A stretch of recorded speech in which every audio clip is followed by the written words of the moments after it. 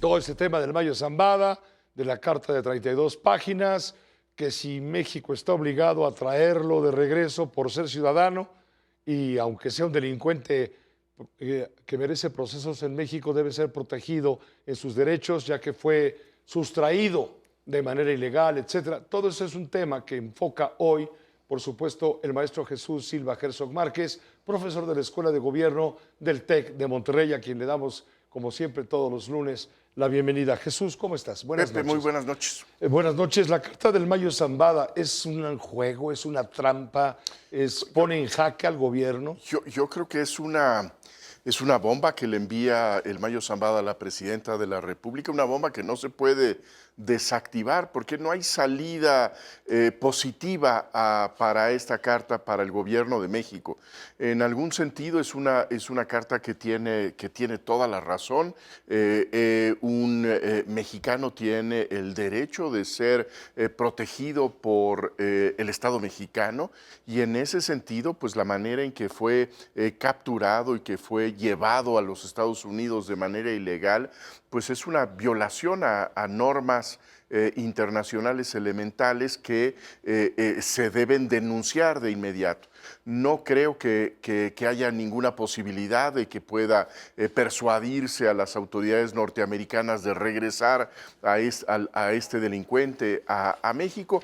Pero este asunto queda también en un momento particularmente delicado, cuando el gobierno del presidente Donald Trump está hablando de que nuestro país está controlado por el crimen organizado. Es evidente que el Mayo Zambada lo que pretende es, por un lado, tratar de evitar el proceso o juicio en su contra allá en Estados Unidos, porque él sabe que, dadas las condiciones, puede ser condenado a la pena de muerte.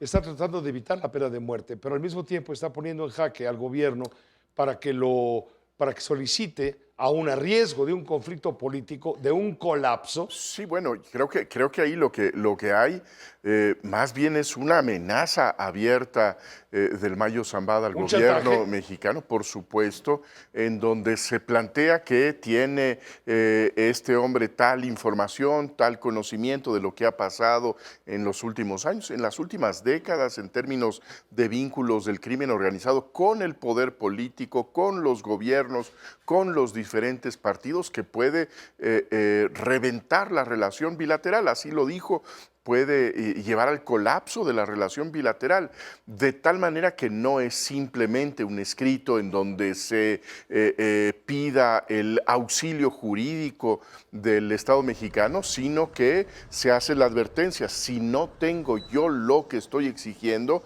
pues esto va a reventar.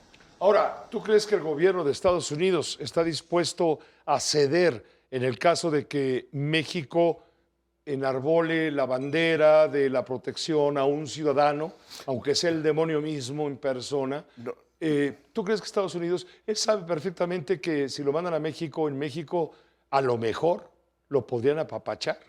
mira, yo no veo absolutamente ninguna posibilidad, no la veía en el gobierno de Biden, que finalmente fue el que ordenó este operativo que tiene en guerra a Culiacán desde hace meses. Y ahora menos podríamos imaginarlo con el gobierno de Donald Trump, que está mandando todas las señales de que no tiene la menor intención de proseguir la ruta de la cooperación, sino que su estrategia es muy claramente la unilateralidad, ¿no? El gobierno está en jaque, en pocas palabras. El gobierno mexicano queda en jaque Yo creo que pone y debilita. en una posición extraordinariamente comprometida, que exhibe, creo yo, la debilidad de la negociación, de la postura mexicana frente a los Estados Unidos en estos momentos tan delicados. Un asunto, vamos, ¿qué información podría dar a conocer el Mayo Zambada? Que también ese es un asunto que pone a temblar no solamente al gobierno actual, sino al inmediato anterior y a los anteriores. Hablo del PRI, del PAN mismo. Así es, creo que ya hay una probadita de esta información, cuando también ya desde la cárcel informa de los vínculos del gobernador actual de Sinaloa con el crimen organizado, como en su captura tuvo una posición muy destacada el actual gobernador del estado de Sinaloa. Creo que eso fue apenas una pizca de lo que podría decir el Mayo Zambada en los próximos meses. Pues es una situación compleja. ¿Qué debe hacer, crees tú, entonces, finalmente, la presidenta de la República en esta posición tan comprometida Pues como, mira, como yo tú dices? creo que lo está capoteando de una manera correcta.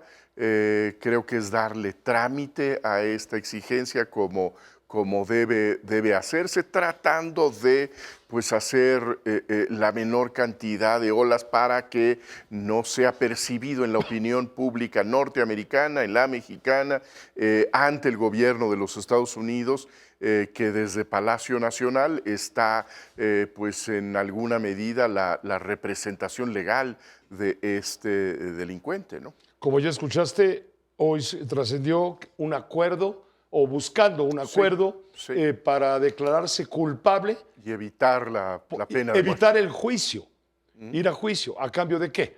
A cambio de información. Información, por supuesto. Y eso es muy sustancioso para la justicia estadounidense por la información que puede tener archivada en su memoria este personaje que Por ha supuesto. sido vital en el tema del crimen organizado durante más de 50 años. Desde hace décadas. ¿Cuántos sexenios y cuántas Así es. relaciones inconfesables habrá tenido este personaje con funcionarios? ¿Por qué no se explica de otra manera su supervivencia Por supuesto. sin complicidades? ¿no? Así es.